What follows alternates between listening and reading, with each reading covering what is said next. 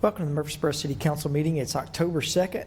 Vice Mayor Bill Shacklett has our prayer and our pledge. Thank you, Mayor. I want to introduce to you our local corps administrator for the Salvation Army here is Sergeant George Keith.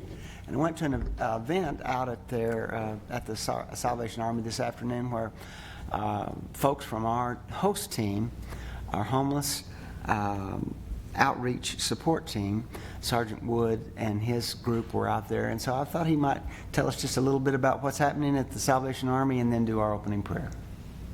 Absolutely. Thank you for the chance to speak. And yes, we are hosting some community dialogues. We call them Red Shield Dialogues regarding homelessness, especially how it affects our city and our unhoused neighbors and friends. And today was about mental health and how it affects homelessness, how people experiencing homelessness, sometimes that mental health contributes to that issue. And the host unit was very gracious to come and to give us an insight into their world and how they're on the front lines of that issue. So we're very grateful for them and the work they do. I think anybody in the homeless services arena has a very good connection with Sergeant Wood and that host team. And I will say this, we did have representatives from Nashville down at the event today, and they commended Murfreesboro on that model of the host unit and how effective that is. And they said, we want to see this in Nashville. So kudos to you and the chief of police, and you guys are doing a great job. So thank you. And let me pray for you. Heavenly Father, we thank you for this day and this opportunity to gather as a community. We ask your blessing over this council, your blessing over these city leaders, Lord, and every person who calls this city home.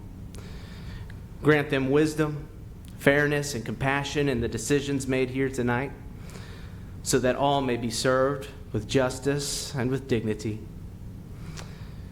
And at this sacred season, we pause to honor our Jewish brothers and sisters who are observing their high day of Yom Kippur, the Day of Atonement. May its call to reflection, repentance, and renewal remind us all of the importance of humility, forgiveness, and reconciliation with one another and with you.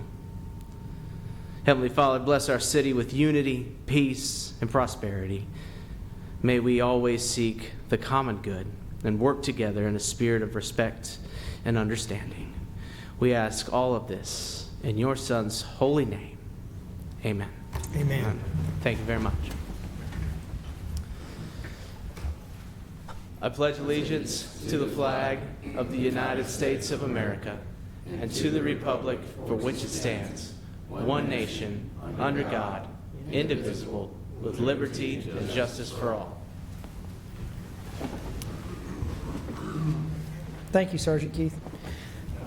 All right, do we have any public comment on actionable items? No, sir. Okay. All right, we'll move to the consent agenda. You have 10 items on the consent agenda. So moved. Second. Motion and second, please call the roll. Ms. Gales Harris? Aye. Mr. Maxwell? Aye. Vice Mayor Shacklett? Aye. Mr. Wade? Aye. Mr. Wright? Aye. Mayor McFarland? Aye. All right, let's move to city council meeting minutes. You have several in front of you. Amanda? These are meeting minutes from the September meetings for your consideration. I'm happy to answer any questions, and I recommend for approval. Any additions or deletions to the minutes? Move for approval. Second. Motion and second, please call the roll. Ms. Gales Harris? Aye. Mr. Maxwell? Aye. Vice Mayor Shacklett? Aye. Mr. Wade? Aye. Mr. Wright? Aye. Mayor McFarland? Aye. All right, we'll move to new business. You have Resolution 25R29. This is a fiscal year 26 budget amendment number 2. Director Duke? Good evening, Or, Mayor and excuse me, Council. Dr. Duke. Either one. I'll take anything. Good evening, Mayor and Council. Tonight, I'm presenting a resolution for your approval to recognize new funds and corresponding expenditures. These new revenue sources were approved by the school board on September 23rd. The new revenues include $183,000 for public school safety grant. Funds will be used for additional security cameras, new radios, and other safety-related expenditures.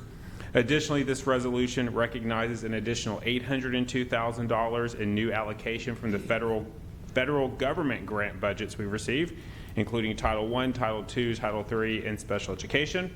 I'm happy to answer any questions the council may have. There's no questions. I move for approval. Second. Motion and second, please call the roll. Ms. Gels Harris. Aye. Mr. Maxwell. Aye. Vice Mayor Shacklet. Aye. Mr. Wade. Aye. Mr. Wright. Aye. Mayor McFarland. Aye.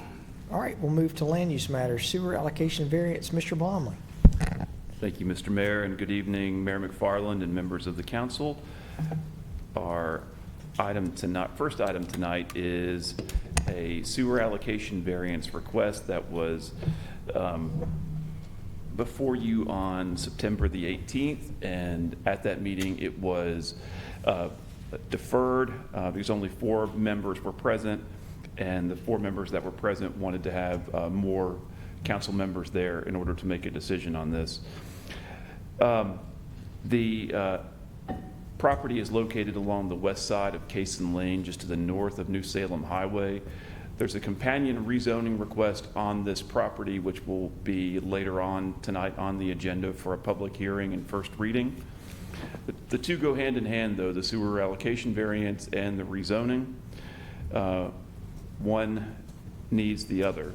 And so in this case, they are requesting PUD zoning for 94-unit townhome development and 2 commercial outparcels. The property is currently zoned CF, and it has sat zoned CF for quite some time. There is an apartment complex to the north and an apartment complex to the east across Cason Lane, and the proposed developers feel that the highest and best use is for single-family attached townhomes with 2 commercial outparcels along the front.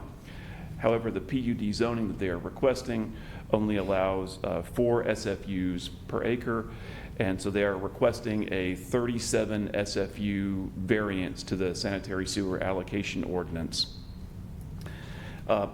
Were this to be, and as I mentioned at the meeting on September the 18th, had they requested PRD zoning for the townhomes instead of PUD, so if they'd have made a request for PRD and PCD instead of PUD, the way the ordinance is set up is that PRD allows for 7 SFUs per acre, which would have meant that they would not have required a variance. But because they requested the PUD zoning, the variance is required. The staff recommends the sewer allocation variance request due to the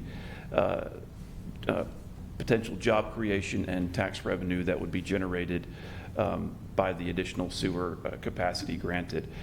However, as noted during the September 18th meeting, there are some sewer capacity issues in the area that Ms. Smith presented, and Ms. Smith would like to give that presentation to the council again tonight if you'd like.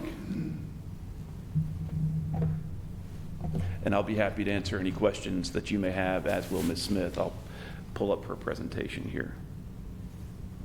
Ms. Smith. Good evening, Mayor and Council. Go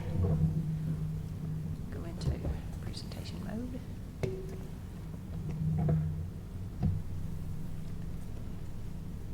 So I wanted to start off by letting you all know of what projects we've had in the area in order to increase the number of single-family units that we have that can connect in the basin.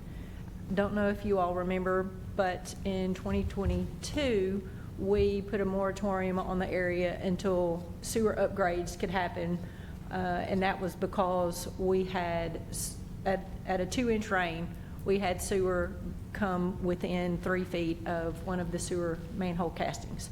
And so we put a moratorium on ourselves until we could design these upgrades.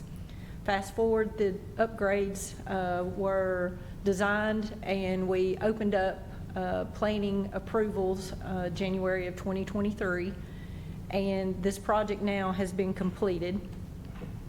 And so I thought that I would just kind of give you an overview of what the project entailed. The upgrades were $3.45 million total. There were 3 parts to the project.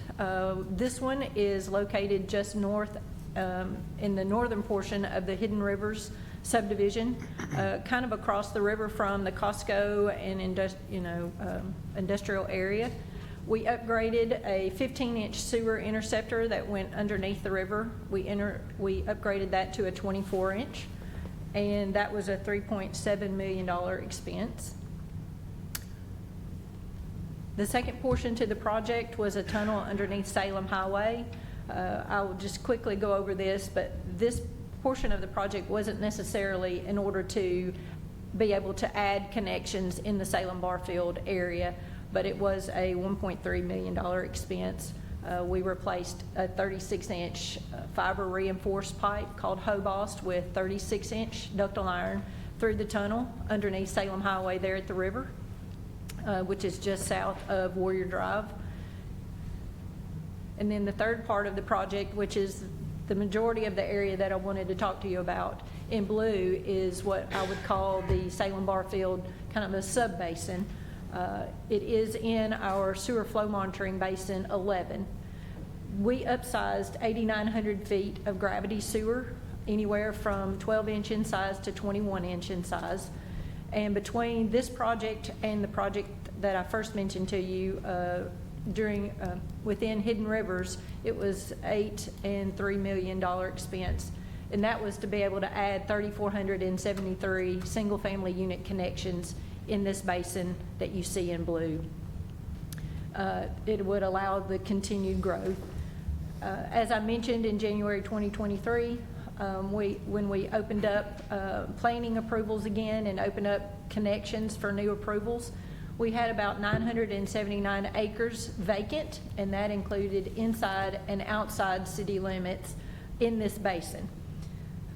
So if you take the number of acres and the number of single-family units that we had, it comes out to an average, if you wanted all of that area to develop, of 3.5 single-family units per acre. This goes back to the sewer allocation report. Just wanted to give you kind of an overview. Basin 11, which Salem-Barfield is inside Basin 11, the overall basin itself is in good shape. We had around 4,686 connections prior to improvements, and we have about 5,534 after those improvements were made in Basin 11, which again houses the Salem-Barfield area. Now we have about, as of July 2025, we have about 208 acres inside the city limits that are remaining and undeveloped. Those are the parcels in orange that you see. And the remaining undeveloped area in the orange hatching is outside the city limits, and that is about 425 acres. So in this case, just kind of giving through an example of this Cason Lane planned unit development, the current zoning, as Matthew stated, allows 2.5 single-family units per acre. The proposed zoning of PUD allows 4 single-family units per acre, which would allow them 69 units. And the variance request, if approved, will allow them 106 units per total, but it's about 6.14 single-family units per acre. This is between the current zoning and the variance request, if approved. That's about 146% difference between connections that are allowed by the zoning, current zoning, as opposed to what they are requesting. So I just kind of wanted to show you by this table what remaining connections we have. The total available connections when we first started in 2023 was 3,473. Since that time, planning has approved 774, approximately 774 single-family units. And this includes some paid sewer reservations. So there are some, the Salem Townhomes, Salem Town Townhomes, they paid to reserve 47 townhome units. And then the Prater Farms, this encompasses 2 projects, which was townhomes and single-family. They reserved capacity for 391 units. So all of those are within that 774 units. If you take that away from what we have, you have 2,699 remaining. We also have the Still Waters property, which is north of Salem Highway and west of the Walmart. And they paid to reserve sewer capacity in the amount of 457 units. And this was based on their current zoning and the acreage. So if you take the 457 that they've paid, we now have 2,242 single-family units remaining. And then if you take if approved, the Cason Lane PUD of 106 units, we would have 2,136 connections remaining. Looking at the basin itself remaining, if you have 208 acres inside the city limits, and take what the current zoning of those acreage is and multiply that out, it's approximately 971 units. So that leaves 1,165 remaining if you want the remaining property inside the city limits to develop. If we gave everyone in that 208 acres 146% increase, across the board, treating everyone the same, which not sure that we would do, that would multiply it out, that would be 1,417 single-family units, which would only leave 719 remaining for county properties, which is 425 acres. And if you assume those 425 acres would develop at 3.5 single-family units per acre, which is what we said our average needed to be for all of the property to develop, that would be 1,488 units of properties outside the city that could develop. And as you can see, we wouldn't have capacity for that acreage to develop out at 3.5 single-family units per acre. So just wanted to give you all a snapshot where you could make decisions knowing that we have capacity limitations, not necessarily issues, but limitations on how much capacity we have left. So I'd be happy to answer any questions that you might have regarding that. I have an overarching question. This may be a better question for Matthew Bromley. If PRD zoning would not have required a variance, would it have come through Planning Commission differently? Because I asked the question about sewage capacity at Planning Commission and was told we were good on sewage capacity in the area, and then come to council and we get a sewage variance request. So how would this process be different if it were PRD instead of PUD? Because it wouldn't need a variance, so we wouldn't be making this decision now and having to decide it needed 147% over the capacity. That's correct. If it was requested for PRD allots 7 SFUs per acre as opposed to the 4 that PUD does.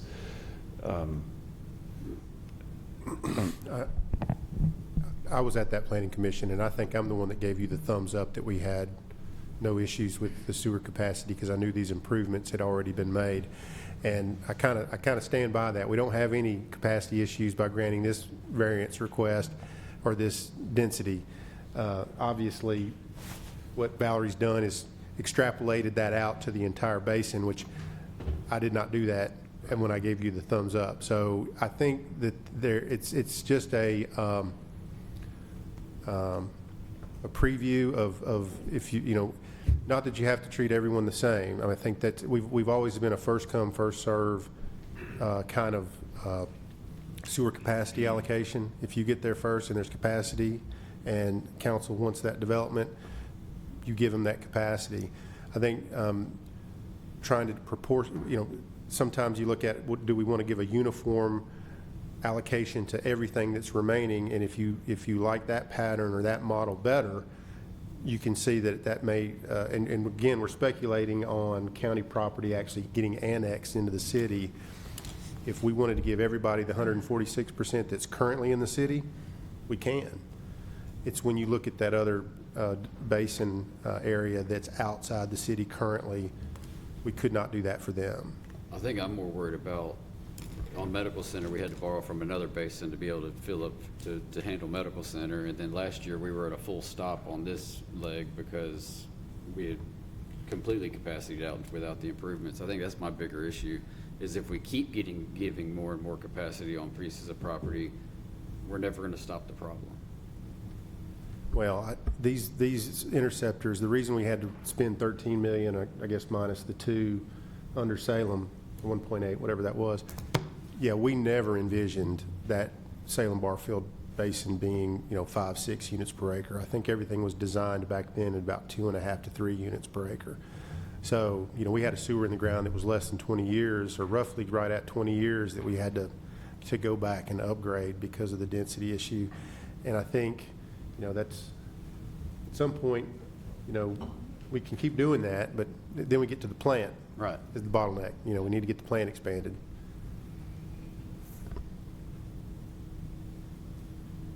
So Matthew, this was the old Ogino property, wasn't it? Yes, sir. So the property, if you look at the map, I think I heard in your description, the farmland that's to the, I guess that'd be to the west, is that right? The, I don't have a, I think that's, I can get you an aerial photo. yeah, I'm on,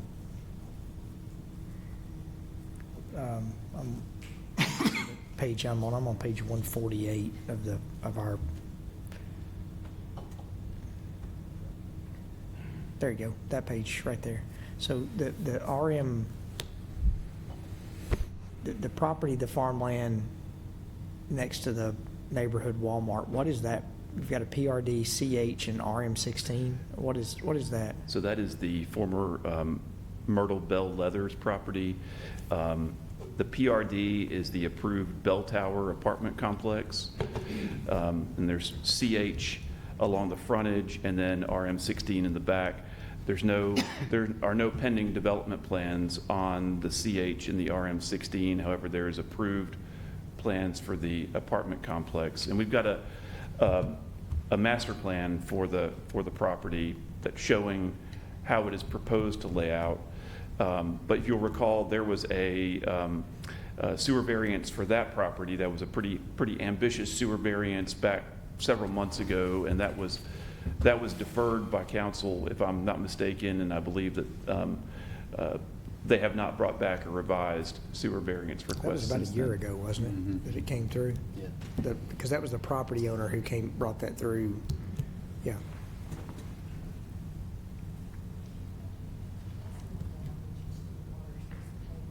Okay, so Valerie just brought to my attention that's called Stillwaters, and that has been paid for the reserve capacity. That's the one I was mentioning in my presentation, that they've paid to reserve 491 single-family units based on the zoning and the acreage, which is less than what they were requesting.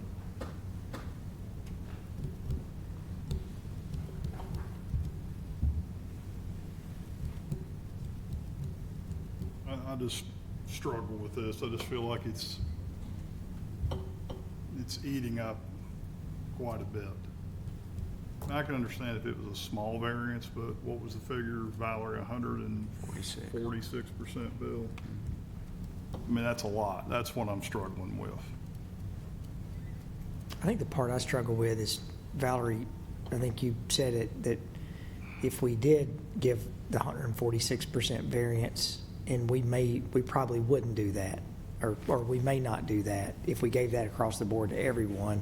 I think the tough part that puts us in a tough position is that if we give 146% variance to one person, then we end up having a lot of people who come to us and say, well, you did this for this group, why are you not doing it for me?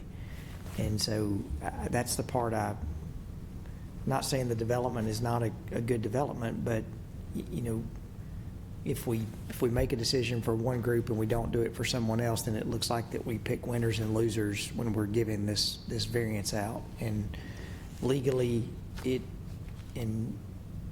through city standards, it may be perfectly fine. I'm not sure. It's hard to argue to say that we're giving something to one person and then another person comes through and we say we're not going to do that.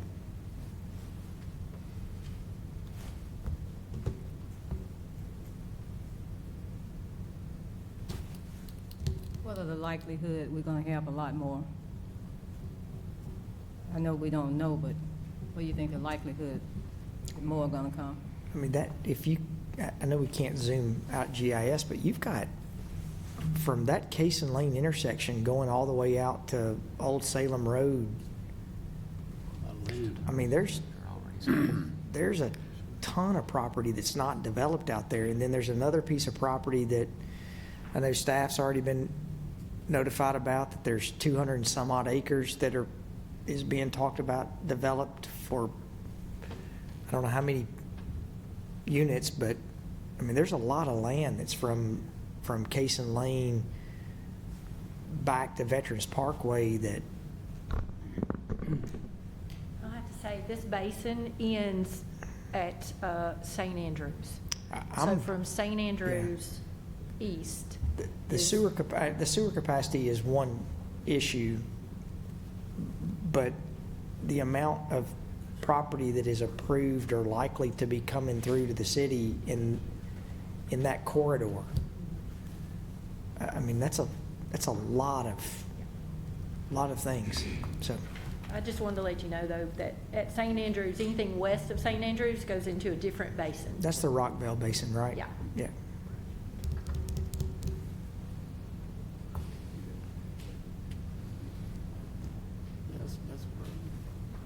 So have we talked to the developer about doing it as a PUD? Doing it as a PRD and Yeah, PCD. PRD, yeah. He's aware of that, or his representative is aware of that. He heard the presentation on the 18th, and so I think that may be something that if this is denied, that may be something that he looks into. I don't know. I think Mr. Mark Merrill from Reagan Smith, representing Lennar, is here if you would like to ask him any questions. So Matt, just for my clarification, if it was a PRD, he would get basically the units that he needs for this. That's if it correct. was. So why not bring it through as a PRD? We have to approve it as a PRD. I know we have to approve it as a PRD. But he's getting less. Yeah. Yeah. So, not to put words in anybody's mouth, but I've heard members of council say it's not our job to make the numbers work. Right. Yeah, You know, at the end of the day, capacity is capacity, and to the mayor's point, if we give it to one, somebody else is gonna come up here and say, well, you gave it to this person, why can't I have it? And I'm genuinely struggling with that when you could bring it through differently. To your point, the big variance that on the adjacent property, it was large, but what was the percentage variance that they asked for? Gosh. Valerie, do you know what they, the apartment complex last year? What was the variance? Still Waters. Stillwaters, yes. They have 419 now. Do you remember what they were asking for? I believe it was right at 1,000, 1,000. if not a little bit more. I did not bring those notes with me, but it was a good amount. Yeah, if 1,000 single And family units. it was some townhomes, but there were senior apartments. I think there was senior apartments, multifamily, and some mixed use, I believe. Yeah. this is just my opinion, but there was a lot that went into this. This Ogino property goes back a long time from talking about the entire development. It may be good, depending upon whatever decision the council makes on a sewer variance. We really need to get an update going with Shalom Farms developing, with Hidden Rivers developing, And then you've got the Taylor Farm's not ever developed, right? Or I think it's Taylor, The Waits Creek Crossing? Yes. Mr. Lloyd? but that's not completely developed yet, is it? No. Okay, so then you've got, go past that, you've got other property going up and down 99, including Stillwater. I think it'd be good to get sort of an overview of what we have got that's approved out there, and then what may be coming in that's currently in discussions to look at, and get a better idea of that entire corridor of how many units are approved, how many haven't been built. And, I mean, that seems, I would rather know before we add another 100 units on what's supposed to be commercial fringe, that look and see, hey, this is what's already been approved out there, and before we just sort of. I think. Yeah, the numbers that I presented to you. No, I'm not talking about the basin. I'm talking about the overall corridor going from really from Shalom Farms, or from Highway I-24 going all the way back down Veterans Parkway, to Veterans Parkway. What have we got that's approved out there? Because there's a bunch of stuff that's been approved over the years that's not developed yet, right? That's not in this basin. Am I wrong on that? So what was the There's question? a bunch of undeveloped property on Highway 99 that has been approved but not been constructed yet. Is that fair? I think there's Boxwood Plantation, which has an approved PUD. Several of the PUDs are held by that out-of-state property owner who is sitting on the property, but the zoning is in place nonetheless. I would just have to get those numbers for you. I would like to see what we've approved out there, how many units haven't been built, and get a better idea before we start rezoning property. That's my opinion, so.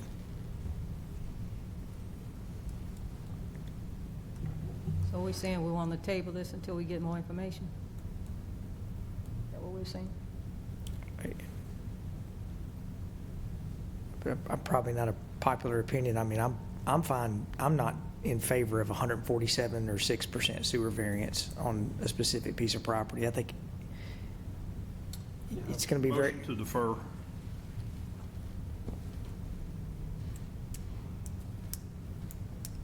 right, we have a motion to defer. Second. Motion and a second. Please call the roll. Ms. Gales Harris. Aye. Mr. Maxwell. Aye. Vice Mayor Cliff. Aye. Mr. Wade. Aye. Mr. Wright. No. Mayor McFarland. Aye. All right, we'll move to rezoning property along Franklin Road. All right, thank you, Mr. Mayor. Let me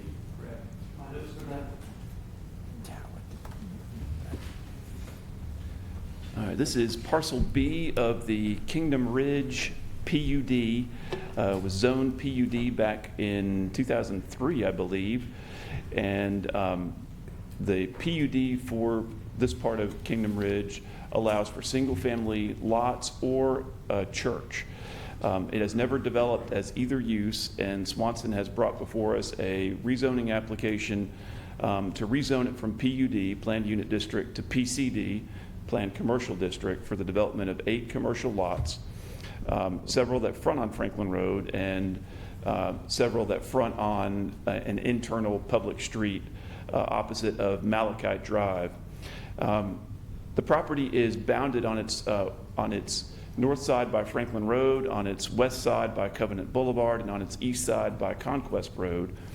You'll see the property to the west is developed with commercial lots that have been various commercial uses have been constructed upon, including Aldi, the Three Mothers Bakery, Gerber Collision, and so on and so forth. To the south and to the east are single-family lots, single-family homes in the Kingdom Ridge subdivision. As I mentioned, the request is to rezone it to PCD, Planned Commercial District. There is a list of potential uses that could be developed on this property. We had a neighborhood meeting on this, and there was some good discussion on the uses that could be allowed there, and the list has been fine-tuned. In addition, the Planning Commission, when it considered this rezoning request back in August, made its approval, its recommendation of approval subject to all of the site plans for the individual lots requiring Planning Commission site plan approval as opposed to administrative approval. In addition, since the Planning Commission meeting, the pattern book has been revised to allow no more than one parcel to be used for gasoline sales. With that being said, Mr. Clyde Roundtree has a brief presentation that he would like to give you, and I'll be happy to answer any questions. As I mentioned, the Planning Commission did recommend approval on August the 6th.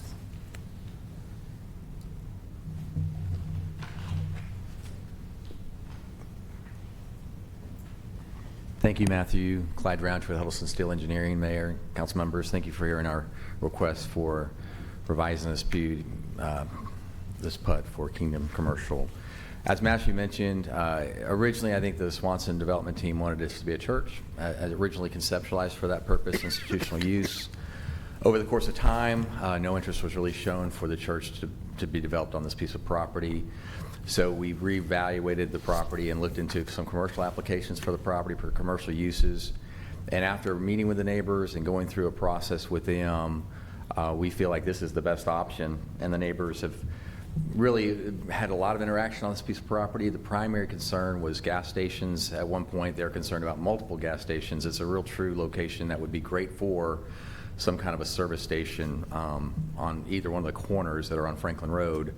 But after working with the neighbors, working through the process, as Matthew mentioned, one of the lots could be developed for a gas station, so that's been specified in the pattern book. So just want to make sure you understand the generation of that. The biggest component of dialogue with the neighbors is really the fact that it's adjacent to single-family residential along Conquest. And that's where we spent a lot of time working with those neighbors in particular to kind of figure out some solutions we could have along that corridor. And what we did was some representatives from Swanson's team actually went individually to the neighbors that are adjacent to the property right across the street and asked them, we gave them two different opportunities, and we did some diagrams, some images for them to see, whether developing a single family along Conquest and reducing the amount of commercial property, or taking out basically 40 feet of land plus a type E buffer and making that more of a green space, kind of a linear park along the frontage of those homes on Conquest. After looking at the options, the neighbors chose to go with the idea of having more of a linear park that would be maintained by the developer of this property. But we have an exhibit that shows how that will look. And if you look at that one where it says view along Conquest Road, it's basically a center exhibit on the right. We would add street trees along there as well as the type E buffer and allow that to remain green space for the neighbors, as opposed to having single family homes across the street from those neighbors. So that was the biggest concession and work through we had with the community. And we feel like we came up with a good solution. They had to buy into that. We gave them the option because we knew that that was going to be a critical component for approval for this project. Other than that, as Matthew mentions, going through the uses, making sure that it was something that the neighbors could understand and agree with, making sure that we limited the amount of service stations that were basically their concern, and making sure the type B buffer went around to the primary sites where the single family residences are adjacent. All that being said, I'm here for any questions you may have regarding this project. Thank you for listening to our brief presentation.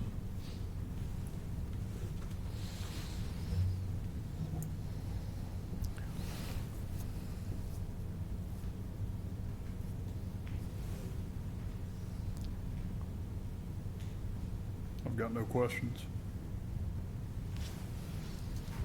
All right, we need to hold a public hearing. Any questions for Mr. Roundtree? All right, thank you, Clyde. Thank you. All right, we're going to open up the public hearing. If you're wishing to speak for or against this matter, if you'll come to the podium, you'll have 3 minutes as an individual, 5 minutes representing an HOA or a group. If you'll keep all your questions and comments directed to the council, we'll get those answered at the end of the public hearing. Make sure, if you will, please give your name and address. Anyone wishing to speak for or against, please come to the podium.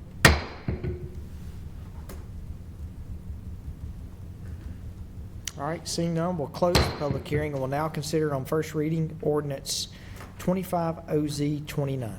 So moved. Second. Motion and second, please call the roll. Ms. Gales Harris. Aye. Mr. Maxwell. Aye. Vice Mayor Shacklet. Aye. Mr. Wade. Aye. Mr. Wright. Aye. Mayor McFarland. Aye. All right, we'll move to item 15, rezoning property along Cason Lane. Mr. Plumley. Thank you, Mayor McFarland. This property should look familiar, but it's been advertised as a public hearing, and so we will need to conduct this public hearing.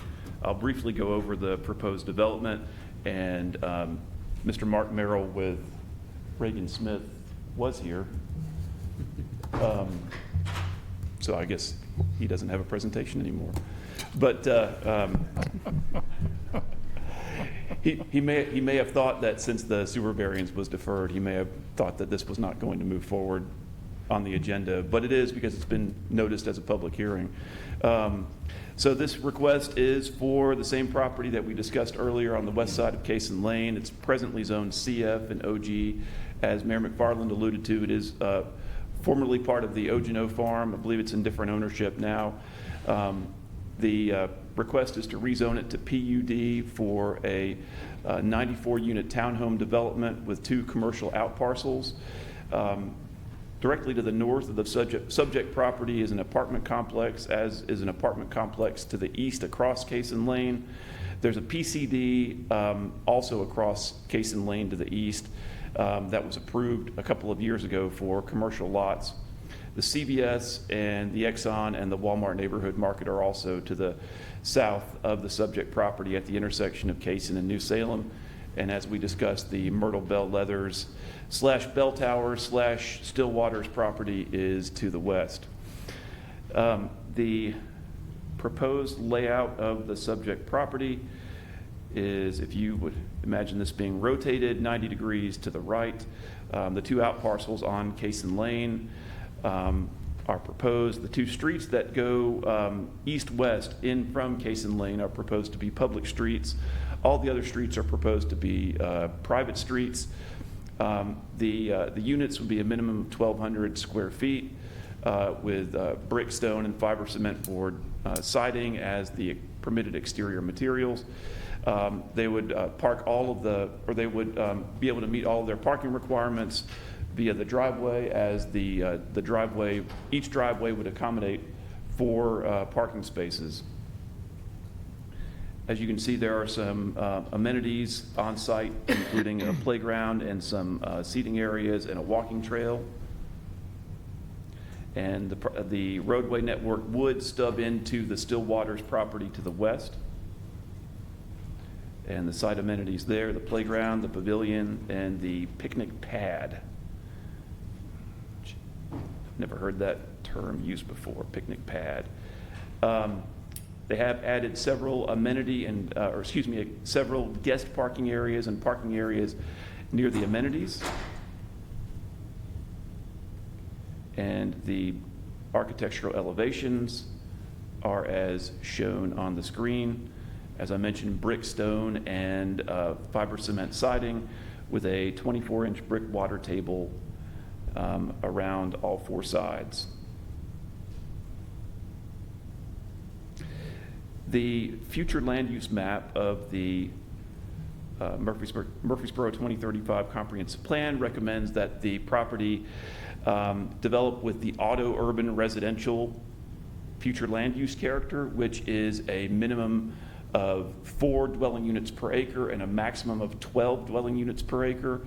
And the proposed density of this request is a little over 6 dwelling units per acre for the townhome development. So they are within the AUR density range as was adopted in the future land use map in 2023. However, the unit mix doesn't necessarily comply with the recommendations of the future land use map. The AUR zone, or excuse me, the AUR character recommends a mix of single-family detached and townhomes. In this case, it's all townhomes in the residential portion of their PUD, even though they do meet the density range. But this would be an instance where the city council would need to determine whether or not this would be an appropriate deviation from the future land use plan's recommendations, not necessarily because of the density meets the requirements, it's whether or not having a lack of a mix between detached and attached product is acceptable. The Planning Commission conducted a public hearing on this matter on August the 6th and then recommended approval to the City Council. As I mentioned before, with the current zoning request, the sewer variance is inextricably linked to the zoning request. So since the sewer variance was deferred, that may be the path you wish to take on the zoning request tonight as well. I'll be happy to answer any questions, but we do need to conduct a public hearing on this matter tonight. Matt, is what's before us, is that based upon the sewer variance? In other words, the drawings and the sketches, is that all based upon that, or is that based upon the existing, what they have on the table? When you say the drawings, The drawings, the map, the proposed? The concept plan Yes. that they provided, that is based upon the sewer variance request. Okay. So without that sewer variance being granted, the density that they have proposed in their zoning request would not be permitted. Okay. So you gotta have one with the other. Yes, sir. So if you vote on it, say yes, in a sense, you've kind of, without voting on it, you've kind of green-lighted the variance request. Not to put words in your mouth, but I'll do that. It would seem that might be Yeah. that might be the way things would go. Okay. Any questions? All right, we need to hold a public hearing on the rezoning of this 17.26 acres. Anyone wishing to speak for or against, please come to the podium. Seeing none, we'll close the public hearing and we'll now consider on first reading ordinance 25 OZ 30.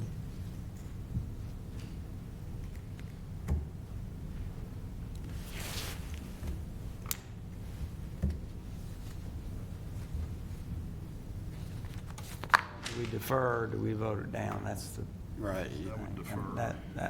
I moved to defer. I'll second the defer. Motion and a second. Please call the roll. Ms. Gales Harris. Mr. Maxwell. Defer. Vice Mayor Shacklet. Aye. Mr. Wade. Aye. Mr. Wright. Aye. Mayor McFarland. Aye. All right. We'll move to item 16, Plan of Services Annexation and Zoning for property along John R. Rice Boulevard and Spike Trail. Mr. Blomley. Thank you, Mr. Mayor. The annexation component of this request is for the Smith property located along the northwest side of Spike Trail. The actual property includes, the actual parcel itself includes that whole area right there. However, only the area in blue is what's requested for annexation. And there's a companion zoning request that goes along with this. But that portion of the property, although there are 2 single-family homes on the parcel, this portion of the property only contains what has historically been used as Miss Smith's bus facility, or the barn that's used for her school buses. And so the companion zoning request that we'll go over in just a minute would propose to retrofit that and develop this property commercially. But the first request is to annex it with the city limits being directly to the north and to the west of the subject property, and with the property touching John R. Rice Boulevard, which is in the city limits, and all the development that's on John R. Rice Boulevard is in the city limits and being served by city services.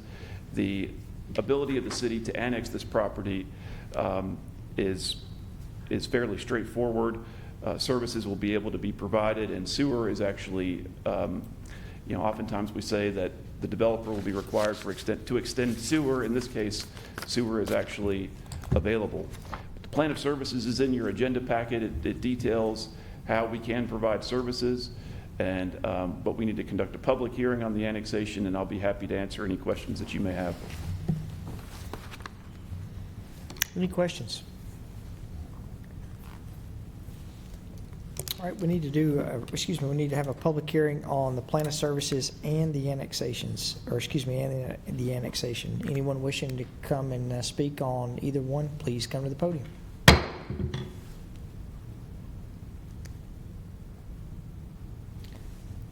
All right, we'll close the public hearing. Anyone wishing, we need to consider the plan of services and annexation. All right, we have a motion. Second. And a second. Please call the roll. Ms. Gales Harris. Aye. Mr. Maxwell. Aye. Vice Mayor Shacklet. Aye. Mr. Wade. Aye. Mr. Wright. Aye. Mayor McFarland. Aye. All right. Now we need to consider the zoning of the 2.49 acres. Yes, sir. Thank you, Mayor McFarland. It's the same property, the 2.42 that you just considered for annexation, as well as a .07 acre sliver, and that's the orange color on the map before you. That's currently zoned CH and GDO1, and the request is to rezone that to PCD, Planned Commercial District, and GDO1. And for the blue area that was just considered for annexation would be to zone that to PCD and GDO1 simultaneous with annexation. The request is for the development of the property with an overflow lot for the Mazda dealership, which is located right here. This would provide additional inventory storage area for the Mazda dealership, as well as the bus barn would be retrofitted for auto detailing and for preparing the cars to put on their lot, just down the street. This particular lot would, or this particular development on this property would not have any customer traffic coming to and from it. It would be purely for the Mazda employees to move cars back and forth and store cars there in order to get them ready to move up to the regular car lot.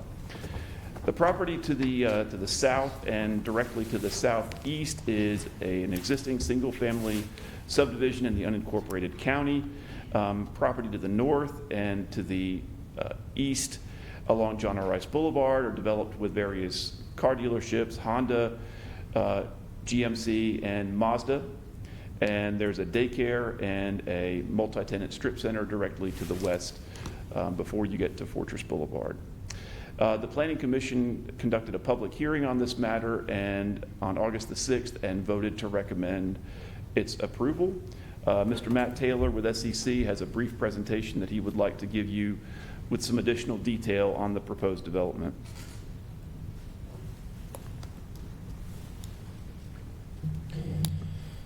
Thank you, Matthew. Mayor, members of the council, I'm Matt Taylor of SEC. I'm accompanied tonight by Mr. John Harney, representing both the buyer and the seller. We do have a brief presentation over Mazda's offsite storage facility here. As Mr. Blomley said, we're located along the south side of John Rice Boulevard. We're about 2.5 acres just to the east of Fortress Boulevard and diagonal to Mazda's current and existing facility.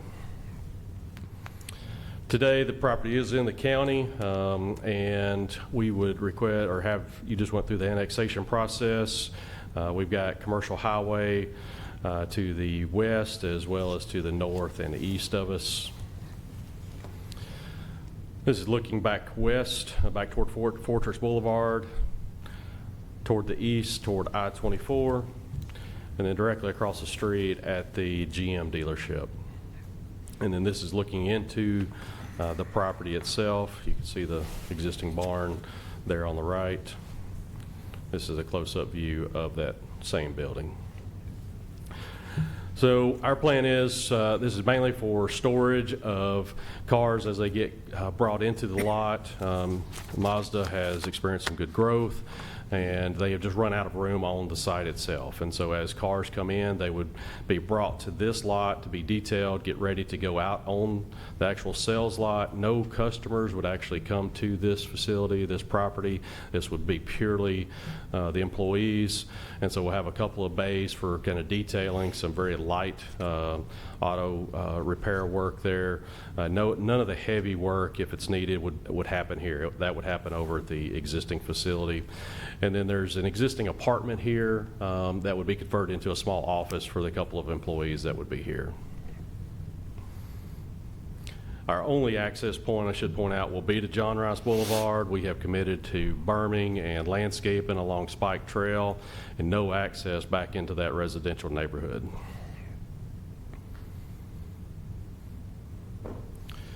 And then this just goes through some of those commitments as far as bulk vehicle deliveries will not be here. They will be made across the street and the vehicles will be driven over here. And then any monument signage at the entrance will be constructed with similar building materials. And then our site lighting will comply with the GDO guidelines, essentially saying we're going to keep our light on our property, not on the neighbors. Our setbacks are the exact same setbacks that are in Commercial Highway located all around us. And then our buffers comply with the zoning ordinance. Those will be located along the south and east side, shown here in the pink. And then we've added additional screening along the road as well as internal to help screen those overhead doors.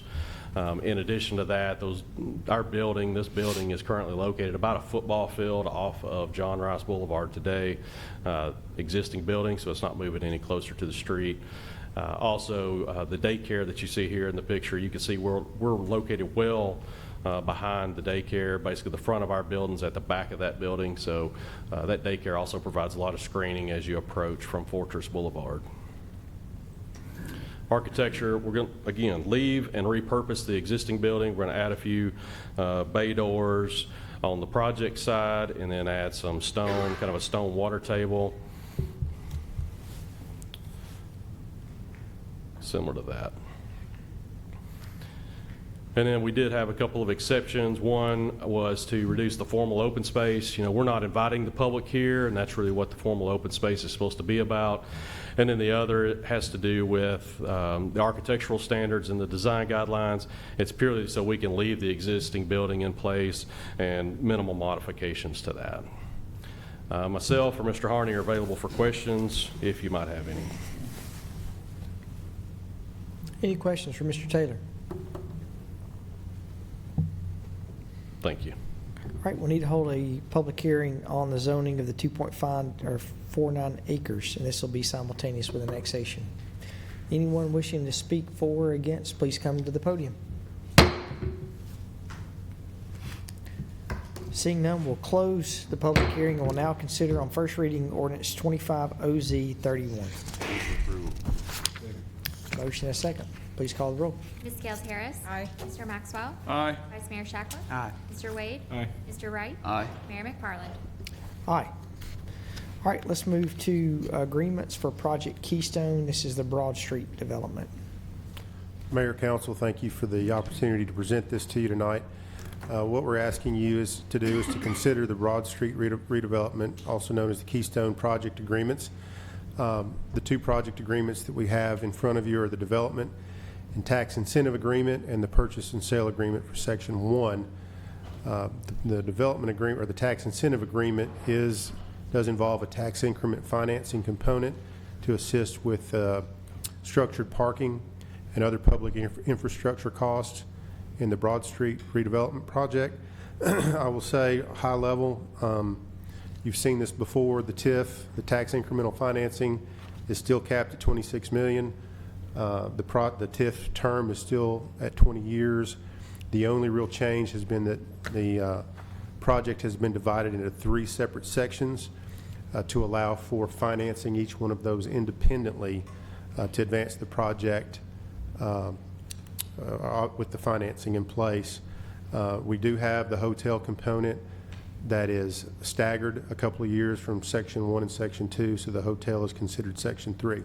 So with that high-level description, I know we have, Mr. Taylor again has a presentation to provide you. I think it's real similar to what you've seen before, but he'll be able to, and I'll be able, and we have a development team here, Hillsborough Residential, and also Mr. Harney, John Harney, that can answer questions if you have them.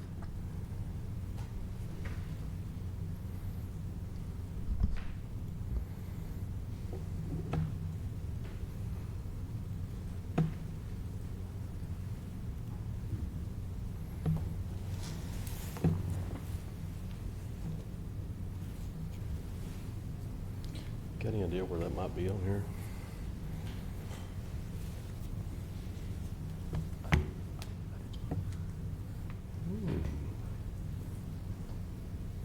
You may not have got. You okay if we use a jump drive? I don't think I got one.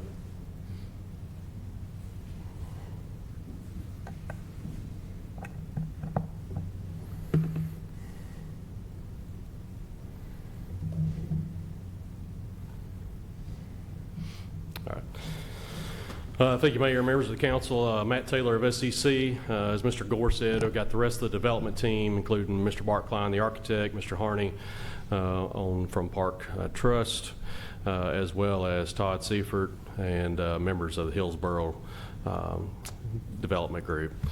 This should look very familiar to all of you. You have seen this multiple times. Back in 2024, you approved both the zoning, the development agreement, the TIF. And so since that time, we've been working through, actually developed about 30% set of plans so that we could turn those over and to a contractor and start to get some confirmation on budget and pricing, and then go out to start talking to banks. And so we've not been sitting on our hands since then. We went out and engaged an equity partner to bring cash to the project, as all of our lenders would require. Again, we've developed those 25% drawings, engaged a local general contractor to confirm that budget. We have engaged R.G. Anderson in those pre-construction services for the project. We have continued negotiations with WGNS. Those are at about the 90% or 90-yard line, if you will. We do have a little bit to finish there, pending the TIF and development reapproval. We've been holding weekly meetings with city staff, the development team, as well as the design team. Those have been going on for quite some time. I think Mr. Gore will be happy when those are over with. And then, again, our equity partners and financial partners started to engage those. We have the WGNS property. That site plan has been approved, as well as the plat to carve those pieces off. And then the planning department has reviewed all the exterior elevations for each of the building at the staff level. The formal site plan for the main project has not went through, but the site plan for WGNS has. So again, the design team, the development team are all the same. Should look very familiar. Boulevard Capital there would be our equity partner.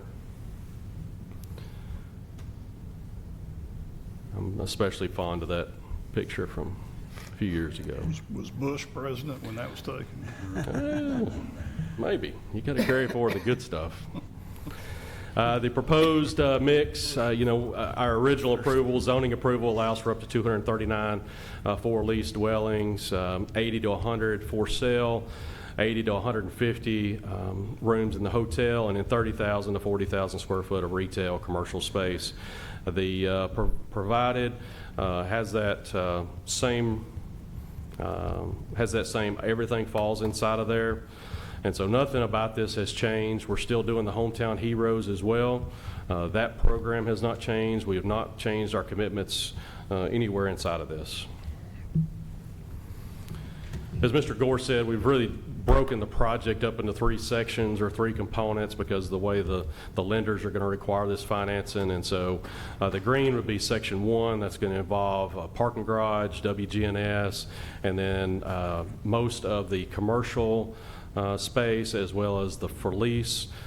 Section 2, or the condo building, would also involve the second parking garage as well as the rest of that commercial space. And then 3 would be the hotel component.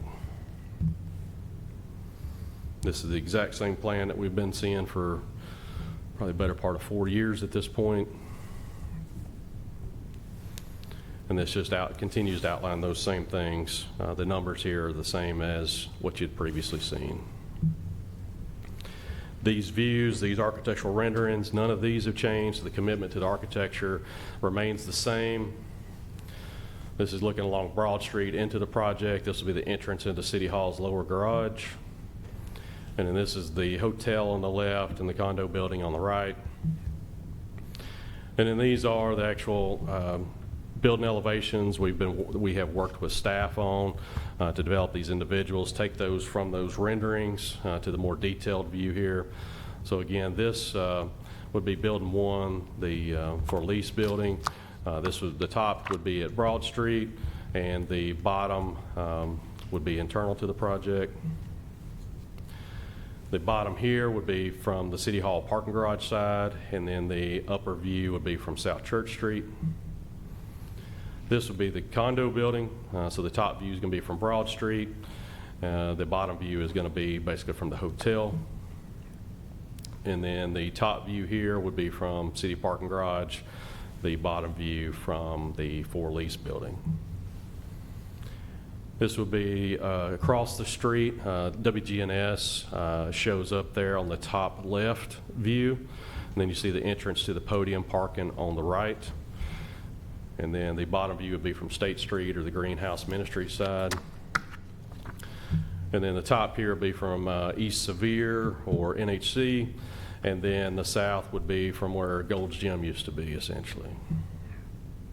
This walks through this economic impact. Again, as Mr. Gore said, the amount has not changed, the term has not changed, and so these numbers look very familiar. I think they're basically identical, probably been updated a little bit for the new tax rate, if I'm not mistaken, since the last time we're here. But all of this stays very, very consistent, outlines our property tax contributions as well as estimations on sales tax. And it also outlines what we're spending, about $49 million on public infrastructure. And then this brings in with the hotel starting with an assumption in 2032 and adds in that lodging tax and that property tax. And this is just a detailed view of those taxes and the reimbursements.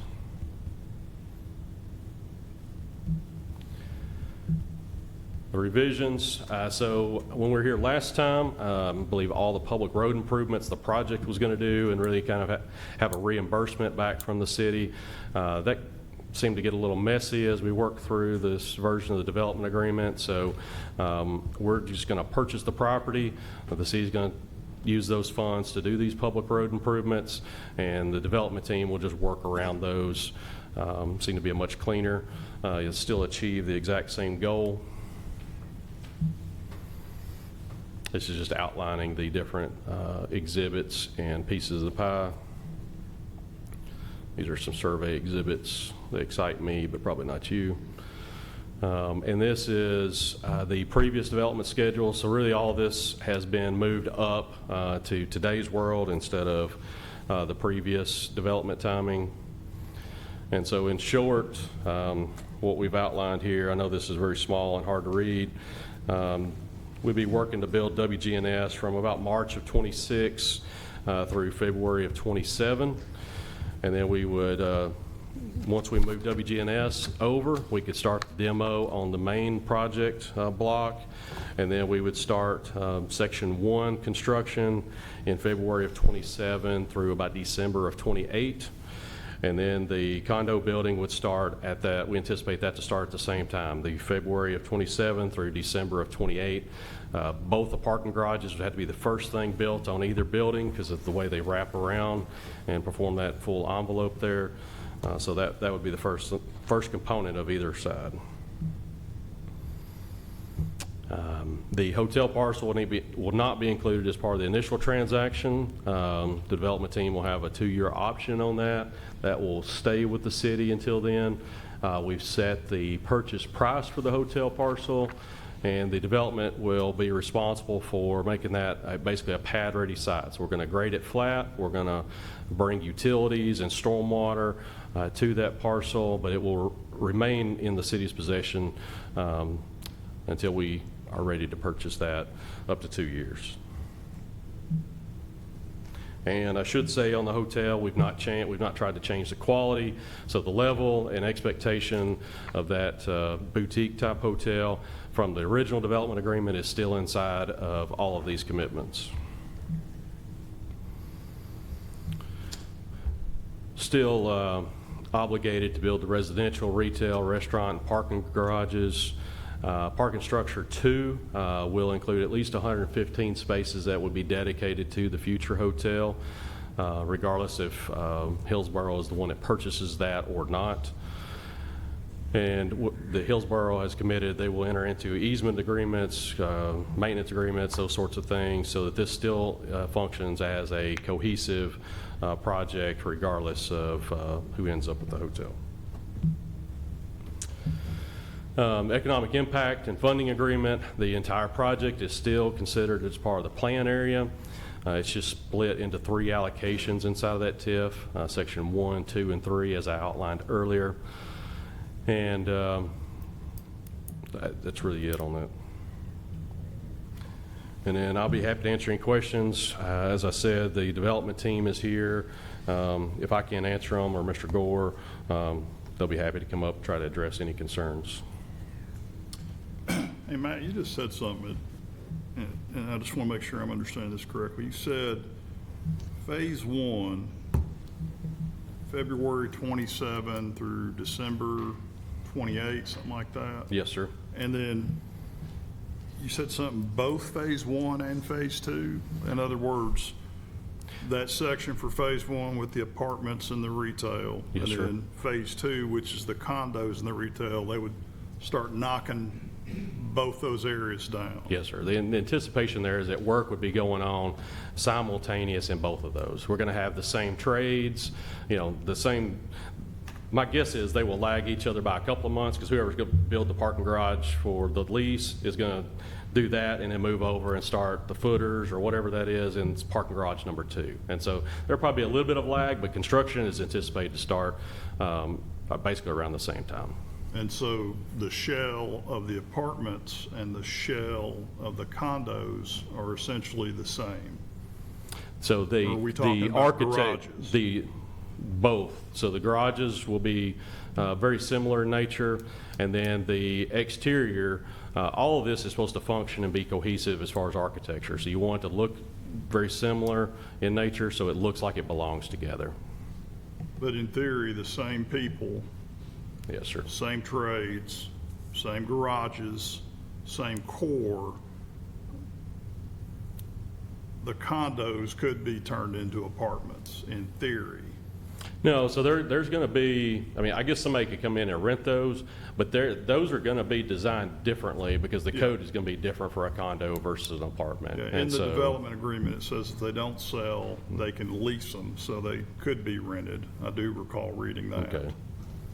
But it's the same core infrastructure is what you're saying. Yeah, your trades are going to be very, very similar to each other. They're just going to be, they will be designed differently given what the different codes are going to be for a for lease versus a for sale product. Okay. When does the 2-year sale option on the hotel, when does that clock start ticking? I think it is when we purchase section 1, I think is when that starts, but Per the schedule, and I think the purchase and sale agreement, we're going to have that option period up until end of January 2029. So all the other conditions, Right. So we do on the TIF, the tax increment financing, we do show that the TIF reimbursements occur for section 1 and section 2 in 2030, and the reimbursement for section 3 or the hotel does not start until 2032. So the option to sell at the end of January 2029, that gives them 2 years basically to get the hotel built so that they can get that reimbursement in 2032, or 3 years. I wasn't so concerned about the sale the building as it is the sale, because you've got a window of opportunity Right. there, and I wondered when that window was. Yeah, the window is if the purchase and sale agreement, the purchase has to occur by January 31st of 2029. Okay.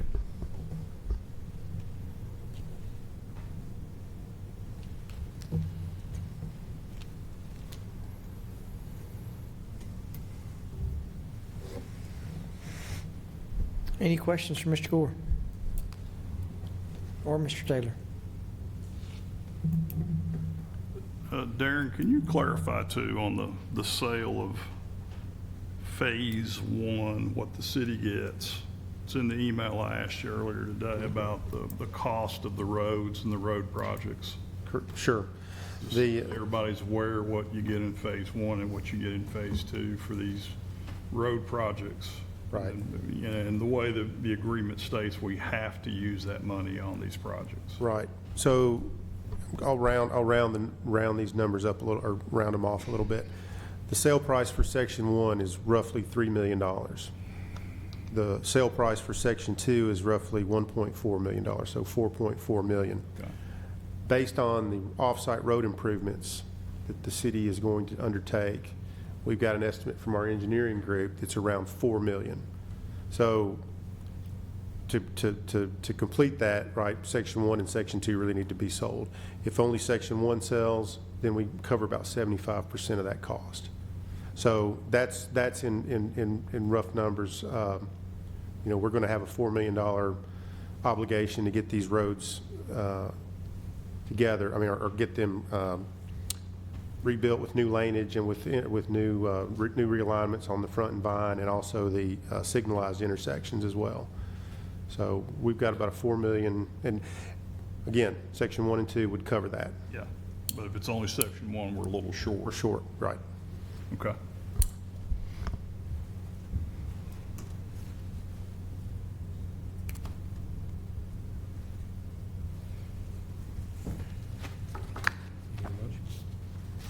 Make a motion to approve. Can I say something? Yes. I'll just weigh in on this. You know, this has really been a tough one, you know, for me, because I'm like you, Kurt. I do want to see people downtown.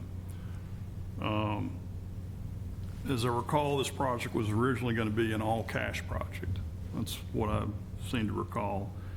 And it's changed several times, you know, to where it became part financing, part cash. And then, of course, the TIF, and now the TIF being needed to be adjusted. And then it's changed, you know, now to where, you know, the hotel has to be pulled out, and we've got Phase 1, Phase 2, Phase 3.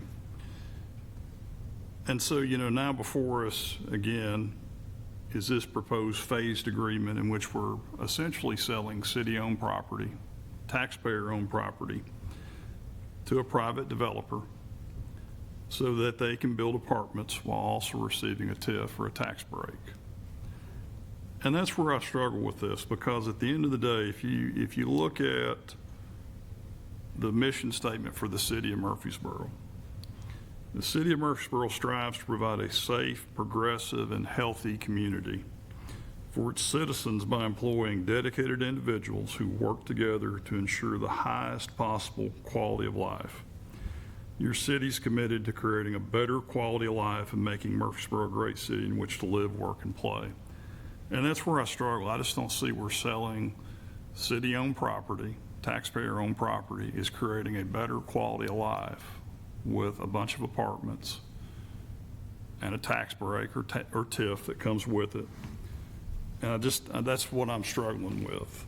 I also struggle with the fact that if Phase 1 works, that's great. If Phase 2 works, that's even better. I'm gonna look like I got egg on my face, you know? And I hope it works. But at the end of the day, if it doesn't, then we've turned Darren Gore into a real estate agent. No offense, Sean, I know that's what you do, but you know, then it's back on us to take these pad-ready sites and find somebody to sell it and develop it. And we probably have other sites and properties all over the city like that. And so that's just, you know, where I struggle. I also don't like the fact that our hands are kind of tied. You know, if we're going to increase somebody's quality of life, then hey, let's sell these properties and take the proceeds and go build ball fields and go build more parks and go build a West Side Aquatic Center or swimming pool. But instead we got to sell it and take the money and put it into roads, and we're a little short on Phase 1. Make it up if Phase 2 is successful. So I certainly want people downtown, but I don't think this is the way to do it. And I think what'll happen is, and maybe I'll be wrong, hopefully I'll be wrong, I think phase one will happen, and then I think phase two will be, we've got issues, and now, we need to adjust this. And then we've opened up the door for lots and lots and lots of apartments downtown. And so, I'm going to be a no. I don't believe it's in the best interest for our citizens. It's not creating that quality of life that we should be striving for. I'm a no, and, I would encourage you to be a no or to, abstain if you have issues with it. And so I'll just stop there. That's my opinion. I don't think anybody's surprised where I'm going to be, so in the same place with this project from the minute I saw it. So I've been in the same place, but Councilman Maxwell, I agree with everything you said. And when those two pad-ready sites aren't working out, just like you said, we're going to have somebody else come in and go, well, to make this project work, we're going to have X amount multifamily units. And then you start stacking them and stacking them and stacking them. And so I've been the same place, the same thing. And it goes back to culture with me, too. It just changes the culture of downtown. Yes, I absolutely want people downtown.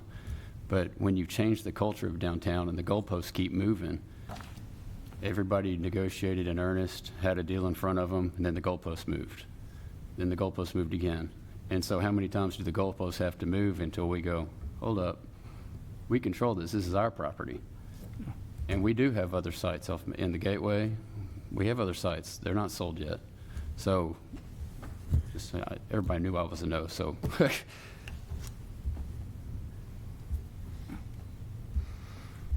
Well, I'm going to say something too. I have some pictures of what this area looked like before there was any development in our area. Probably the most depressed area of Murfreesboro was what we're talking about. Hovels that people were living in. And it took a dramatic step to move from those hovels to what we have there now. And all of my growing up years, Broad Street was, whether it was Shoney's or a lot of other things that drew our community, but it shined a light on that area. And now we do have an opportunity to look at a facelift for our community. And those dramatic facelifts take people to think out of the box. I'm concerned too about apartments, too many apartments in our downtown. But right now, people don't have the opportunity to live downtown in something like what's being presented in front of us. I think these people have thought and invested time in this. I think our staff has looked at this. And trying to make something work in this area is not going to be, financially, is not going to be an easy step. It's going to take people willing to take some broad steps and to get out of the box of thinking as they would in other parts of our community. I like what I see. I think we've made a significant investment on the other side of Broad Street by the daylighting of Town Creek, having an opportunity to have more people close to and making it more walkable in our downtown. It makes sense to me for that. To have more retail opportunities in a more upscaled environment makes more sense to me. While there are questions, I think there always are going to be questions. And I'm going to be a yes. I think we've seen a lot of projects downtown. The one thing that makes me feel better about this project is the amount of due diligence that has gone in that we may have not known 10 years ago on other projects. And I appreciate everyone's comments, but I do think that if you go in most thriving downtowns, you see that there's a mixture of, I think the apartments, you look at where this council has stood really over the last 5 or 6 years, you look at permit data that shows how many apartments that have been built in our community. I think it was 74 last year, I think was the number, not many. And that's been a intended effort of the council to say, okay, we're not going to make some of the same mistakes we made 20 years ago. But if you go to Knoxville, you go to Chattanooga, you look at some of the nicer downtown areas where small businesses thrive, where infrastructure thrives, there's downtown living. And right now, there is zero opportunity to have any downtown living. I mean, I think the average house price, Sean, downtown, maybe $450, $550, $600. I mean, you're not buying homes for an affordable amount for people who want to live downtown. And so I think that activity breeds activity. What I am more fearful about, you know, we've got condos that are going to be built. You've got retail that's going to be built. You've got some multifamily that's going to be built, hopefully a hotel that's going to be built. But you also have a $15 million investment across the street with infrastructure that have all voted on. We've got a pedestrian bridge that we're working on that we've gotten approved through TDOT. And I guess my question is that if we don't do something to bring people downtown, we see what's happening right now when you've got things that aren't happening downtown. So, you know, I don't think it's just apartments. I think it's condos. I think we have the HEROES program that we can set the precedent of being able to have an affordable product that hopefully young individuals would want to come downtown and live. You know, and then the other part too, I think, and I think Austin brought some really good points, but, you know, I think us selling property and that we're reinvesting that money back into the area where we bought where we sold the property. So I'm totally okay with selling the property for over $4 million and we invest that money back in the area that we sold the property, as opposed to taking $4 million and going somewhere else that we know there's infrastructure that needs to be fixed. So it's a big, I think it's Austin, on the converse side, we could be sitting here 4 or 5 years from now and we have egg on our face. But at some point, I think a downtown project is going to be successful, and I look at what will happen to the downtown area, the small businesses that are downtown, and I think I'm willing to be a yes vote on it. I hope I'm wrong, but I'll support the will of the council. You know, I hope I live to see the completion of this. When you say 2024 and something, I'm like, oh. Not that one. But, you know, things just change. Life changes. I remember in my family, when we were talking about, when the city was talking about the avenue and all that out there, and, you know, with some kickback on that, and then it ended up being an excellent project. I don't recognize a lot of things in Murfreesboro now, where my church is on Castle Street in Billboro. A lot of things have changed, but, you know, life is all about changing. And I think it's a good thing, but we don't know. None of us know, but from what I've seen, I like it, some of it, but I like more of it than I don't like, so I'm going to be a yes. I think we have a motion. Kurt, you had a motion. Do we have a second? Second. Motion and a second. Ms. Tressel, please call the roll. Ms. Gales Harris, Aye. Mr. Maxwell, Nay. Vice Mayor Shacklet, Yes. Mr. Wade, Aye. Mr. Wright, No. Mayor McFarland. Aye. All right, let's move to, and I would say this, for those of y'all who are watching out there, I'm not going to get in my political soapbox, but we had people who spoke their points, people who have made good points. We didn't vote unanimous, but not one time did we call each other names. Did we want to throw something at each other after this is done? I'm not going to run and talk about you to the The meeting's not over yet. That's right. But I appreciate the way that this council always is thoughtful about the decisions they make. So let's move to an engagement letter with Evan Cope PLLC for legal services. Mr. Tucker. Thank you, Mr. Mayor. Members of council, legal department is requesting that you approve a master services agreement with E. Evan Cope, PLLC, for the provision of legal services.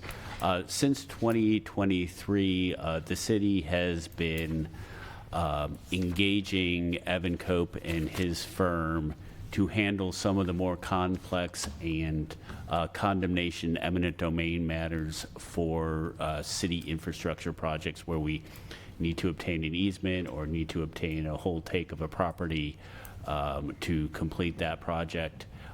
That relationship has worked really, really well. When I say more complex matters, they are ones where the city has filed itself, the city's legal staff have filed the condemnation lawsuit, but we have, as we've proceeded into the early phases of that lawsuit, it becomes clear that that case is going to proceed to trial, and it is going to be a more involved one. That relationship has worked really well, and we are suggesting that that the city enter into a master services agreement to continue that relationship and to have the city attorney determine those cases to assign and outsource to Evan Cope, and to make that decision in consultation with the city manager. The hourly rates that are set forth in the agreement are exactly what we have paid for the last couple of years for the work, in terms of funding, the funding for this work would either come from the road project budget, the sewer water project budget, or they would come from the legal department. I will say that the engagement letter is not limited to condemnation matters, but I think so there's a possibility that we would come up with an appropriate, there might be other circumstances where it would be appropriate to engage the law firm to assist the city, but I would say that if it was something outside of an eminent domain condemnation matter, I would bring that back to the council, at least in a confidential communication, and explain why that was what was being recommended. Happy to answer any other additional questions you might have. So is there a time frame on this engagement? Is this a year, 2 year? It's open-ended, but can be terminated by either party at any time, which is pretty standard in the legal industry. How was Mr. Cope selected? And I'm going to abstain. He's a friend of mine, but I'm just kind of curious the process, how we landed with him. And, you know, we bid everything out. I'm just kind of curious, like, is it because of his expertise on a certain area, or? Sure. Well, it's certainly his expertise. He has been, I will say this, he has been, first of all, he still represents the city of Laverne, but he also has honed some very good trial skills in eminent domain matters, representing private property owners who have had their land condemned by a government entity. So he has experience on both sides, and he's very good at what he does. So it's, you know, we're not required to, because this is a professional services contract, we're not required to bid it out. But I will tell you that the hourly rates in there are market rates. So moved. Second. Motion second, please call the roll. Ms. Scales Harris? Aye. Mr. Maxwell? Abstain. Vice Mayor Shacklet? Aye. Mr. Wade? Aye. Mr. Wright? Aye. Mayor McFarland? Aye. All right, let's move to Wilkinson Pike Improvements. Ms. Emerson. Good evening, Mayor and Council. Tonight, I'm presenting a developer's agreement for improvements along Wilkinson Pike. As part of their approvals, the developers were required to make turn lane improvements on Wilkinson Pike, and rather than completing these as individual projects, the city has coordinated a unified project that not only combines these projects, but also extends the limits so that the improvements will extend from Gresham Park to Willow Oak Trail.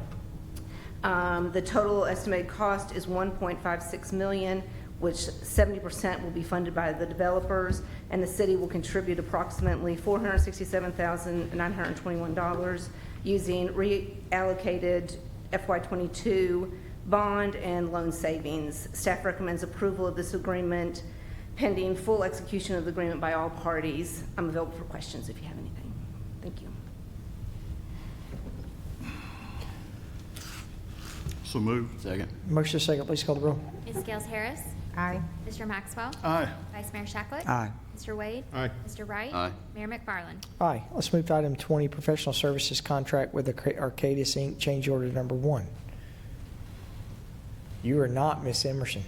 I'm much prettier. Oh, ouch. Handsome, that's the word, handsome. Mayor, city council members, my thesis statement is that we are not requesting additional funds. You might hear that statement a couple times. Thank you for the opportunity to speak with you this evening. I'm here to request approval of a change order to our existing contract with Arcadis for the pilot priority signal preemption project, which totals $159,000, 100% federally funded through ARPA. This project leverages connected vehicle technology to implement emergency vehicle preemption at 18 intersections along Medical Center Parkway. The primary goal of the project is to improve safety and reduce emergency response times. As is often the case with technology-driven projects, the landscape can change quickly. The Federal Communications Commission has updated the communication protocols required for data transmission. As a result, some of the equipment we originally planned to purchase is no longer necessary. This functionality is now being handled through software. So we are not requesting additional funds. Instead, we're asking to reallocate $24,300 in unused equipment funds and $4,500 of unused contingency funds to allow our consultant to assist us with managing this software transition. This reallocation within the existing project budget is to adapt to a change in technology requirements, so we are not requesting additional funds.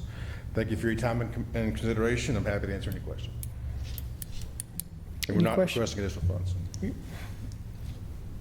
Any questions for Mr. Smith? And I apologize, I was saying that jokingly, thinking everyone could read that it says under here, presenter Michelle Emerson, so that's why I She can come. Yeah. Michelle, you want to come? we have a motion? Before we get to the Jim Kerr show, I'll make a motion to approve. Second. Motion is second, please call the roll. Ms. Gales Harris? Aye. Mr. Maxwell? Aye. Vice Mayor Shacklet? Aye. Mr. Wade? Aye. Mr. Wright? Aye. Mayor McFarland? Aye. It's the Jim Kerr show. Thank you, Mayor and members of council. Tennessee Department of Transportation has recently announced the 2024 statewide partnership program awards under the Transportation Modernization Act. This program is designed to assist local communities in maximizing their transportation funding through collaborative investments in infrastructure. As part of the program, the city submitted a successful application with TDOT, and TDOT has included it in its 10-year transportation plan. In support of the selected roadway project, the city has committed $25 million previously approved by City Council. The funding will support preliminary engineering, right-of-way acquisition, and construction activities. The contract has been formalized to outline the responsibilities of both TDOT and the city. To initiate the next phase of the project, the city will submit a preliminary engineering design deposit of $3.8 million to TDOT, with the remaining funds to be provided at a later stage of the project. TDOT has currently advertised and shortlisted for the preliminary engineering design services and hope to get that underway this year. I'm available for any questions.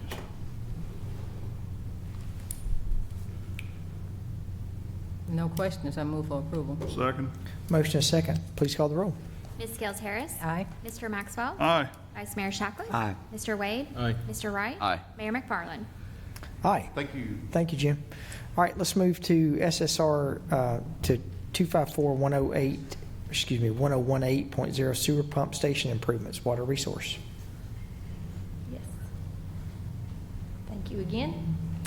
I am requesting approval for an engineering task order with SSR, Smith Seckman Reed, for the design and bidding and construction administration services to design various improvements to 7 of our pump stations.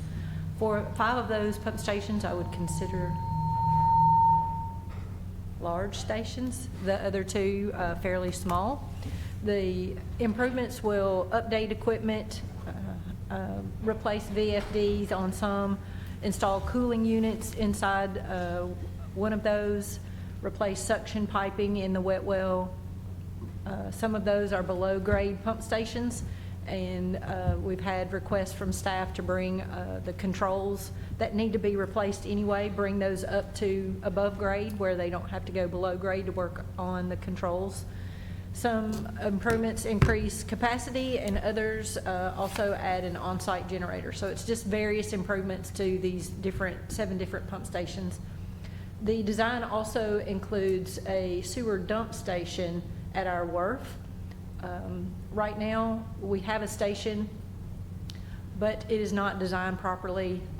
When our vac truck has to dump the contents, the liquid goes into a holding tank, and the solids are scooped up, dried, and taken to the landfill, and it's just not a very good process. We're hoping to install and build a dump station at the beginning of the plant where it goes through the process itself.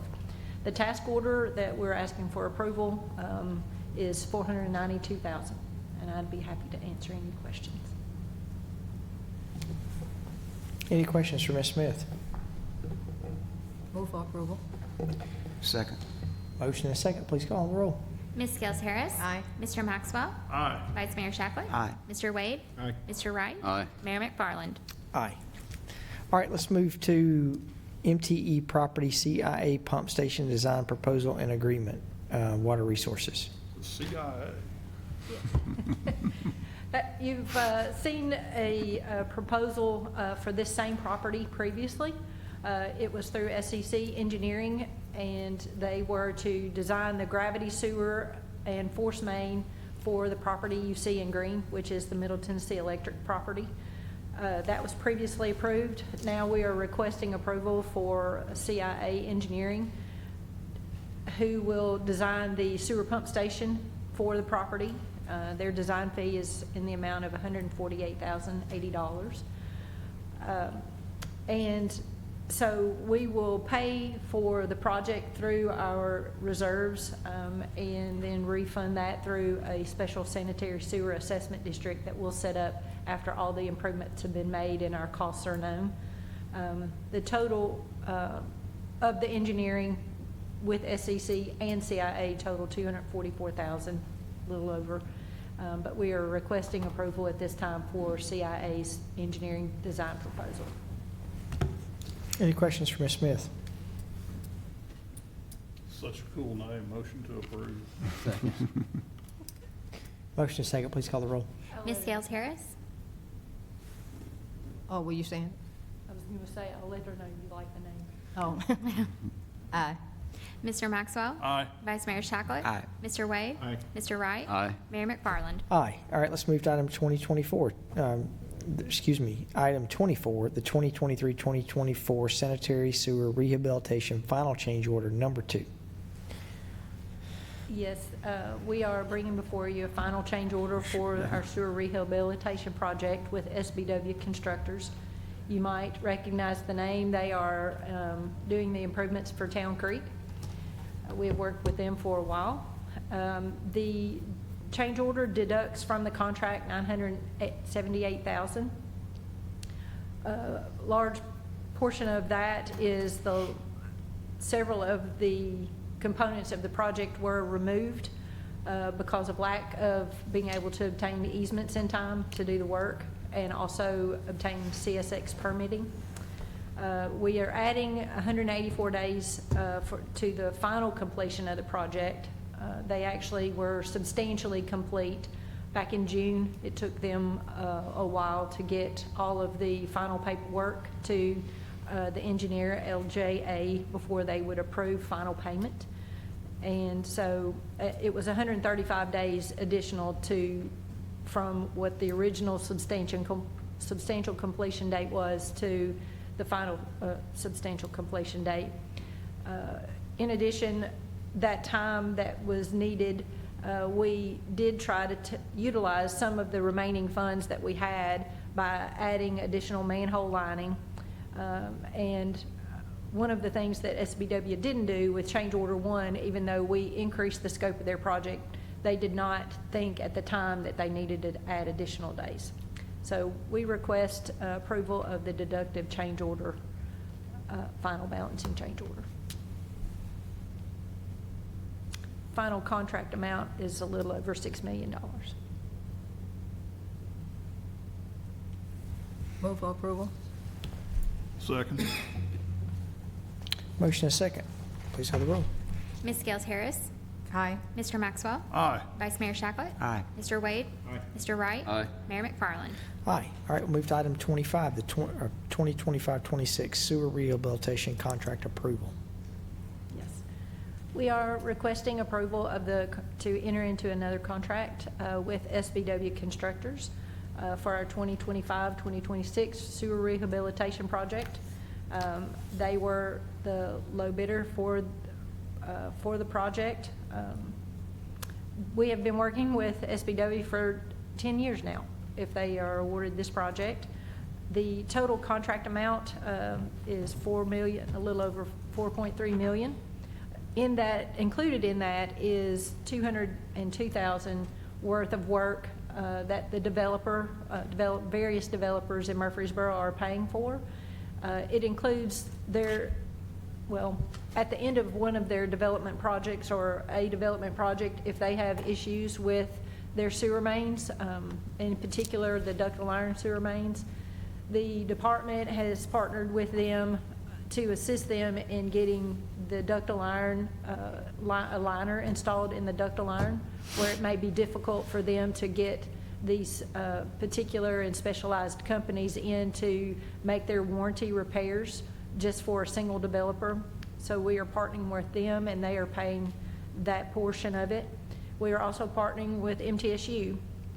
They had some private sewer mains on site that needed repair and are threatening to be collapsed.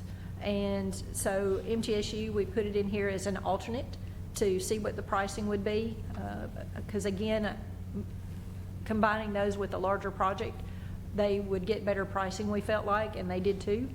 It came in at $120,000, and they had the funds to do that, so they are paying for that portion.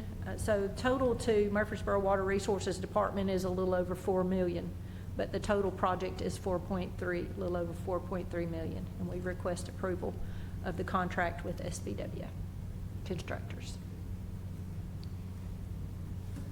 So it's only 20% of the total cost, but CUD supplies 50% of the water, I think it said in the memo. I think that's the next item. That's the next item. Yes, that is the next item.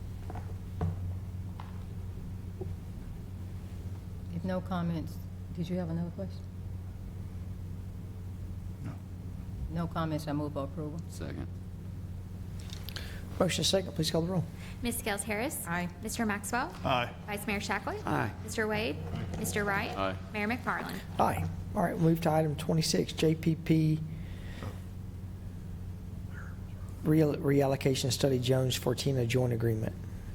Yes.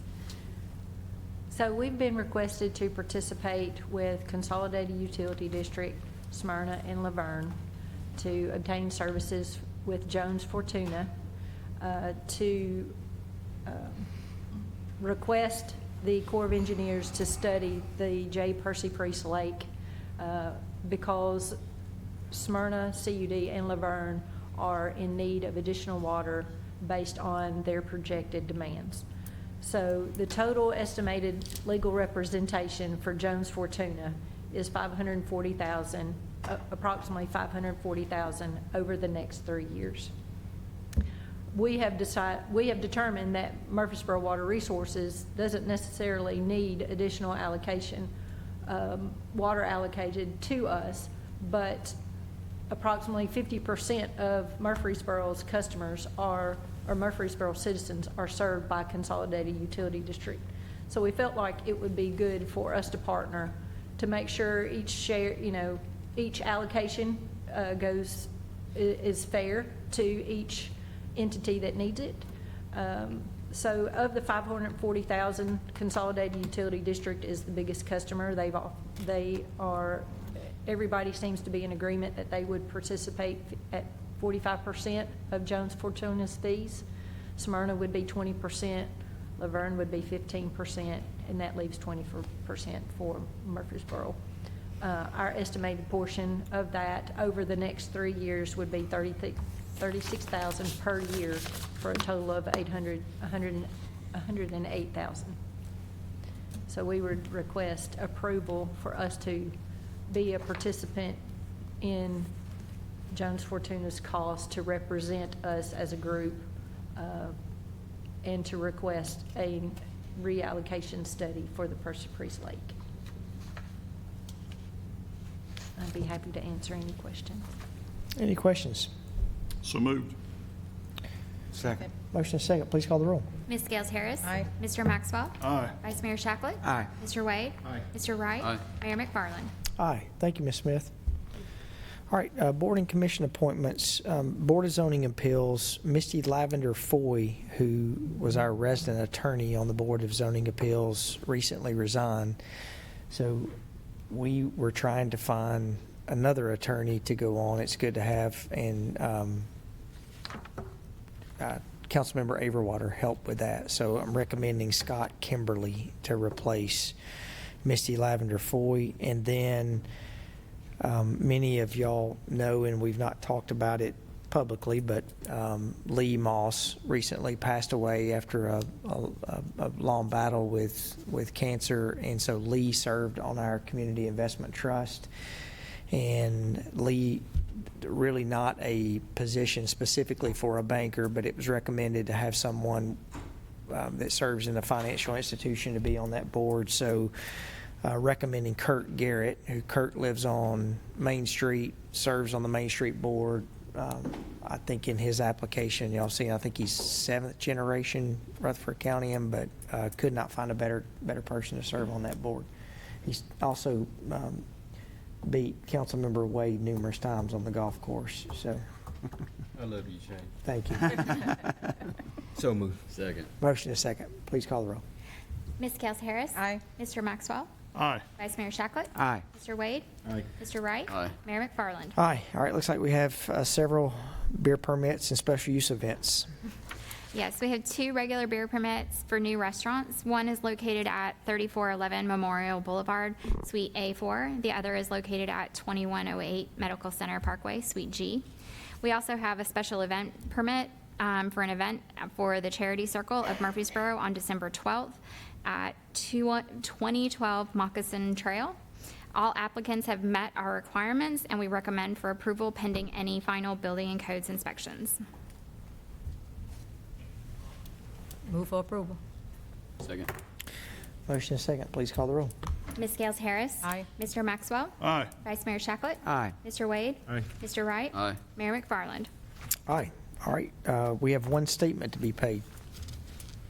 That's correct. There's one statement in front of you for $96,724 for your consideration tonight for easements, and it's payable to Mr. Johnson Rivas. Any questions? Move for approval. Second. Motion is second. Please call the roll. Ms. Scales Harris. Aye. Mr. Maxwell. Aye. Vice Mayor Shacklet. Aye. Mr. Wade. Aye. Mr. Wright. Aye. Mayor McFarland. Aye. I also will ask, there's a printout on a statement to be paid that, if y'all would give that back to Mr. Tucker, that would be great after the meeting. All right. We have no meeting next week. We have, wish everyone a very happy fall break. The next week, we do not have a council meeting, but we do have our council retreat, October the 16th. That starts at 8 a.m. 8:30. 8:30, excuse me. 16th and 17th, or 16th? 16th and 17th. Half day, 17th. Bringing cake for me on the 17th? Is that your birthday? Birthday? Hey, shoot you, man. I'll bring you a cake. Then the 14th, I want to give, many of y'all have seen on your email, but the groundbreaking ceremony for Buc-ee's is October the 14th at 3:30. I think the governor's going to be in town for that as well. So Are you going to be here, or? I am not going to be here on the I think 14th. that I have a retreat I have to go to, so. Somebody asked me. Any other business from staff? Any other business from council? Let me just give you a quick update, because I'm really excited. Next Monday, we start the Citizens Academy. And I just want to give a real thank you to Angela Jackson, Joe Martin, and our city manager for really taking this idea and in a very short period of time, making it come to fruition. We had right at 60 applications for it, and through a lottery, we've got now 25 confirmed first folks that'll be on this journey, kind of seeing what this can be. So I'm really excited about next Monday night, and I do appreciate all the department heads that will be participating in this as well, and for my colleagues here on council, folks. I think this can be one of those win-win-win circumstances where the city will win, and we'll, as elected officials, will get to know our citizens a little better. And I really appreciate all those people that applied. And if you didn't make it this time, stay tuned, because if this goes as we think it will, there'll be other opportunities. So. Any other questions? All right, we'll see everyone on the 16th.